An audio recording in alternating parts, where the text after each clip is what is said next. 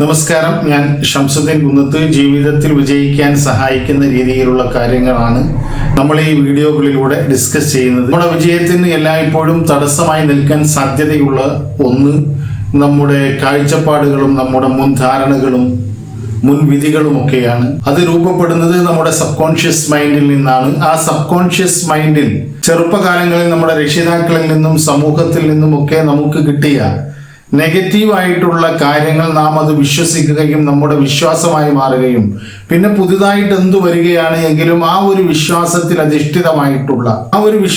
അധിഷ്ഠിതമായിട്ടുള്ള ഒരു മുൻധാരണയോട് കൂടിയാണ് നാം അതിനെ സമീപിക്കുന്നത്.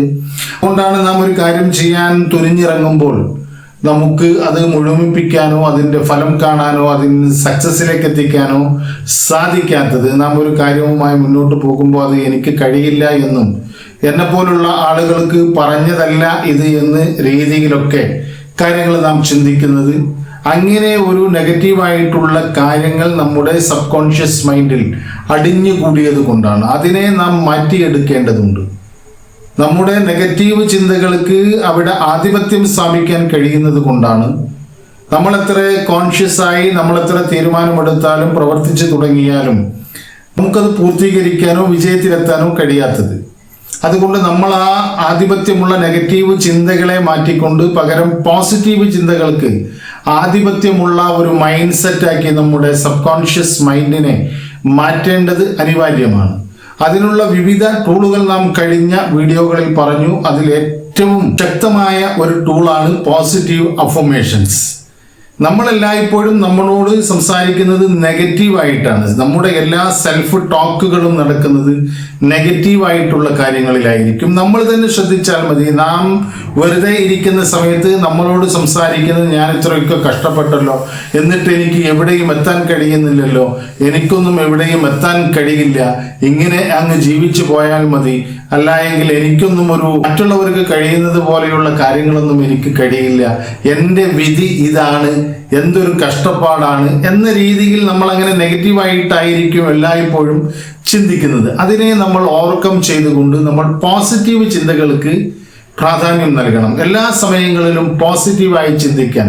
ഏത് നെഗറ്റീവ് കാര്യങ്ങൾ നമ്മുടെ മുന്നിൽ വന്നാലും അതിൽ നിന്നൊരു പോസിറ്റീവിനെ കണ്ടെത്തി അങ്ങനെ പോസിറ്റിവിറ്റിയുമായി നാം എല്ലായ്പ്പോഴും ബന്ധപ്പെട്ട് നിൽക്കണം. നമ്മുടെ ചിന്തകൾ, നമ്മുടെ പ്രവർത്തനങ്ങൾ, നമ്മുടെ ആറ്റിറ്റ്യൂഡ് എല്ലാം ഒരു പോസിറ്റീവായിട്ട് മാറ്റിയെടുക്കാൻ നമുക്ക് കഴിയണം. അതിനെ സഹായിക്കുന്ന ഒന്നാണ് നമ്മുടെ അഫർമേഷൻസ്. നമ്മൾ നെഗറ്റീവുകൾ ചിന്തിക്കുന്നതിന് പകരം ഒരു കൃത്യമായിട്ടുള്ള സമയങ്ങളിൽ നമുക്ക് ആവശ്യമുള്ള മേഖലയിൽ, ഏത് മേഖലയിലാണോ നമുക്ക് നെഗറ്റീവ് ചിന്തകൾ കൂടുതലുള്ളത് ആ മേഖലയെ പുഷ്ടിപ്പെടുത്തുന്നതിന് വേണ്ടി, പോസിറ്റീവാക്കുന്നതിന് വേണ്ടി ആ മേഖലയിൽ ഫോക്കസ് ചെയ്തുകൊണ്ട് നാം പോസിറ്റീവ് അഫർമേഷൻസ് സെറ്റ് ചെയ്യുകയും അത് ഒരു വെള്ള പേപ്പറിൽ നമ്മൾ കൃത്യമായി എഴുതി വെച്ചുകൊണ്ട് അത് നമ്മുടെ വിശ്വാസമാക്കി മാറ്റുന്ന ഒരു സംവിധാനമാണ്. അത് നമ്മളോട് തന്നെ പറഞ്ഞുകൊണ്ട് നമ്മുടെ സബ് കോൺഷ്യസ് മൈൻഡിനെ വിശ്വസിപ്പിക്കുന്ന ഒന്നാണ് ഈ പോസിറ്റീവ് അഫർമേഷൻസ് എന്ന് പറയുന്നത്.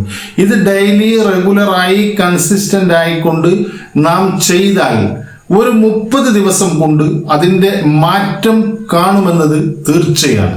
ഒരുപാട് പരീക്ഷണങ്ങൾ നടത്തിയ ഒരുപാട് ന്യൂറോ സയൻസിന്റെയും കോഗ്നിറ്റീവ് സൈക്കോളജിയുടെയും ഒക്കെ പിൻബലത്തോടു കൂടി ന്യൂറോ സയന്റിസ്റ്റുകളും സൈക്കോളജിസ്റ്റുകളും സജസ്റ്റ് ചെയ്ത ഒരു കാര്യമാണ് ഈ പോസിറ്റീവ് അഫർമേഷൻ എന്നത്. ഇതിന് നാം ചെയ്യേണ്ടത്, ഏത് മേഖലയിലാണ് നാം ഗോൾ സെറ്റ് ചെയ്യുന്നത്, ഏത് മേഖലയിലാണ് നമുക്ക് പോസിറ്റീവാക്കി മാറ്റിയെടുക്കേണ്ടത്, ആ മേഖലയെ കൃത്യമായി ഐഡന്റിഫൈ ചെയ്യുക എന്നതാണ് ഇതിൻ്റെ പ്രഥമ ഘട്ടം. എന്നിട്ട് അതിനെ ഐഡന്റിഫൈ ചെയ്തിട്ട് അത് ശരിയായതായി, ആ മേഖലയിൽ നാം പുഷ്ടിപ്പെട്ടതായി നാം കരുതുകയും അത് ആ മേഖലയെ കുറിച്ച് ഒരു അഫർമേഷൻ തയ്യാറാക്കുക. അത് പ്രസന്റ് ടെൻസിലായിരിക്കണം എന്നത് കൂടി അതിൻ്റെ ഒരു ഘടനയാണ്. അതിൻ്റെ ഘടന പ്രസന്റ് ടെൻസിലായിരിക്കണം. സ്പെസിഫിക് ആയിക്കൊണ്ട് അതിലേക്ക് മാത്രം ഫോക്കസ് ചെയ്തുകൊണ്ടായിരിക്കണം നാം അത് തയ്യാറാക്കേണ്ടത്. അങ്ങനെ നാം അതുമായി റിലേറ്റഡ് ആയിട്ടുള്ള അഫർമേഷൻസ് സെറ്റ് ചെയ്തതിന് ശേഷം നമ്മുടെ ജീവിതത്തിലെ നിശ്ചിതമായ ചില സമയങ്ങളെ തിരഞ്ഞെടുക്കുകയും ആ സമയങ്ങളിൽ കൃത്യമായി ഈ അഫർമേഷൻ ഉറച്ച സ്വരത്തിൽ ഉറച്ച സ്വരം എന്നതുകൊണ്ട് ഉറക്കെ പറയുക എന്നതല്ല, പൂർണ്ണമായ വിശ്വാസത്തോടു കൂടി സ്ഥിരീകരണത്തോടു കൂടി പറയുന്നതിനെയാണ് അഫർമേഷൻ എന്ന് പറയുന്നത്. നേരത്തെ വീഡിയോയിൽ പറഞ്ഞതുപോലെ ഗ്രാറ്റിറ്റ്യൂഡ് ഇതിൻ്റെ ഒരു മറുഭാഗമാണ്. അത് നമ്മുടെ സബ് കോൺഷ്യസ് മൈൻഡിനെ വിശ്വസിപ്പിക്കാൻ കഴിയുന്ന ഒന്നാണ്. അതായത് നമ്മളിപ്പോൾ നമുക്ക് മാറ്റിയെടുക്കേണ്ട ഒരു സ്വഭാവത്തെക്കുറിച്ച്, അല്ലെങ്കിൽ നമ്മുടെ ഒരു ആറ്റിറ്റ്യൂഡിനെ കുറിച്ച്, ഒരു ബിഹേവിയറിനെ കുറിച്ച് പോസിറ്റീവായിട്ടുള്ള ഒരു അഫർമേഷൻ സെറ്റ് ചെയ്യുകയും അത് എനിക്ക് ലഭിച്ചതിന് ഞാൻ ഈ പ്രപഞ്ചത്തെ, പടച്ച തമ്പുരാനെ, എൻ്റെ ദൈവത്തെ ഞാൻ സ്തുതിക്കുന്നു, നന്ദി പറയുന്നു എന്ന അർത്ഥത്തിൽ നമ്മൾ ഗ്രാറ്റിറ്റ്യൂഡ് പ്രാക്ടീസ് ചെയ്യുമ്പോൾ അത് നമ്മുടെ സബ് കോൺഷ്യസ് മൈൻഡ് നമ്മൾ അതായതായിട്ട് വിശ്വസിക്കുകയും അതിന് കൂടുതൽ അത് മെച്ചപ്പെടുത്താനുള്ള കാര്യങ്ങൾ നമ്മുടെ സബ് കോൺഷ്യസ് മൈൻഡ് നമ്മളെ പ്രേരിപ്പിക്കുകയും ചെയ്യും. അതുപോലെ നാം മനസ്സിലാക്കേണ്ട മറ്റൊരു കാര്യം, ഏതൊക്കെ സമയങ്ങളിൽ, ഏതൊക്കെ മേഖലകളിൽ, നമ്മുടെ ഏതൊക്കെ പ്രവർത്തനങ്ങളിൽ ഈ അഫർമേഷൻസ് കണക്ട് ചെയ്യാൻ കഴിയും എന്നുകൂടി നാം പരിശോധിക്കണം. കാരണം നമ്മുടെ ബ്രെയിനിൽ നടക്കുന്ന പ്രവർത്തനങ്ങൾ നമ്മുടെ ശരീരത്തെ ബാധിക്കുന്നത് പോലെ നമ്മുടെ ശരീരത്തിലുള്ള മാറ്റങ്ങൾ നമ്മുടെ ബ്രെയിനിനെയും കൃത്യമായി ബാധിക്കുന്നു.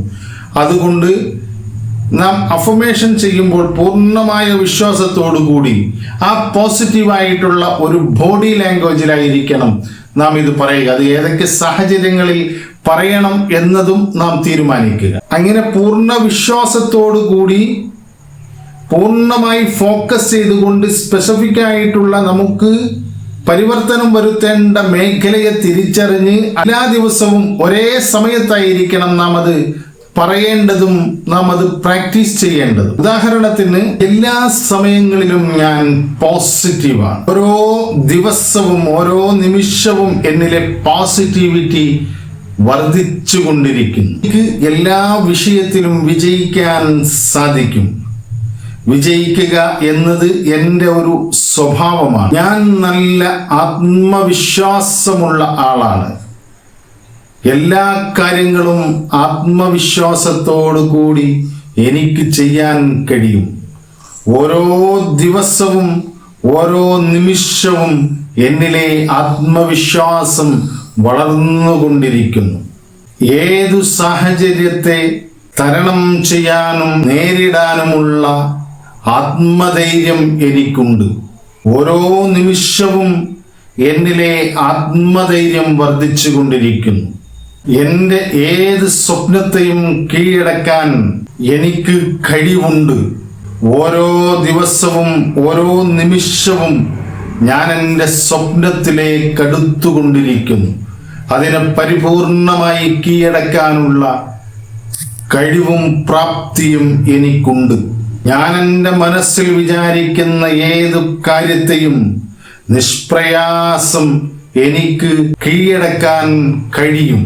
അതിനെ കീഴടക്കാനുള്ള പരിപൂർണമായ കഴിവ് എന്നിലുണ്ട്. എനിക്കെന്നിലെ കഴിവുകളിൽ വിശ്വാസമുണ്ട്. എനിക്കെന്നെ വിശ്വാസമുണ്ട്. അതുകൊണ്ട് തന്നെ ഞാൻ എൻ്റെ ലക്ഷ്യത്തിലേക്ക് ഏതു നിമിഷവും എത്തിച്ചേരും. ഞാൻ ആ ലക്ഷ്യത്തിലേക്കുള്ള വഴിയിലാണ്.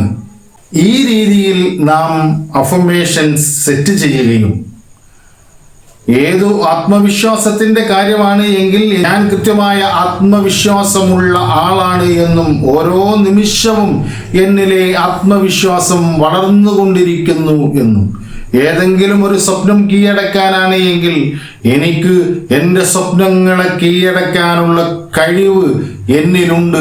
എനിക്കതിനെ കീഴടക്കാൻ കഴിയും.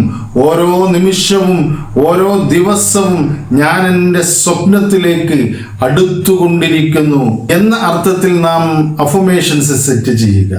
അവ കൃത്യമായി ഏത് വിഷയത്തിലാണോ നമുക്ക് പുരോഗതി കൊണ്ടുവരേണ്ടത് ആ വിഷയത്തിൽ അധിഷ്ഠിതമായിട്ടുള്ള പോസിറ്റീവായിട്ടുള്ള കൃത്യമായിട്ടുള്ള നമ്മളിൽ വിശ്വാസം ജനിപ്പിക്കാൻ കഴിയുന്ന രീതിയിൽ നാം അഫർമേഷൻസ് നടത്തിയാൽ നമ്മുടെ നെഗറ്റീവ് കാര്യങ്ങളെ, ആ കാര്യത്തിലെ നമ്മുടെ പിറകോട്ട് വലിക്കുന്ന വിഷയങ്ങളെ അടിയിൽപ്പെടുകയും നമ്മുടെ പോസിറ്റീവായിട്ടുള്ള ചിന്തകൾക്ക് ഒരു പ്രാമുഖ്യവും ആധിപത്യവും ലഭിക്കുകയും പിന്നീട് ഒരു വിഷയം വരുമ്പോൾ നമ്മുടെ സബ് കോൺഷ്യസ് മൈൻഡ് മുൻധാരണ രൂപപ്പെടുത്തുന്നത്, അതിൻ്റെ വിശ്വാസം രൂപപ്പെടുത്തുന്നത് ഈ ഉയർന്നു നിൽക്കുന്ന ഈ പോസിറ്റീവായിട്ടുള്ള നമ്മുടെ വിശ്വാസത്തിൽ അധിഷ്ഠിതമായി കൊണ്ടായിരിക്കും.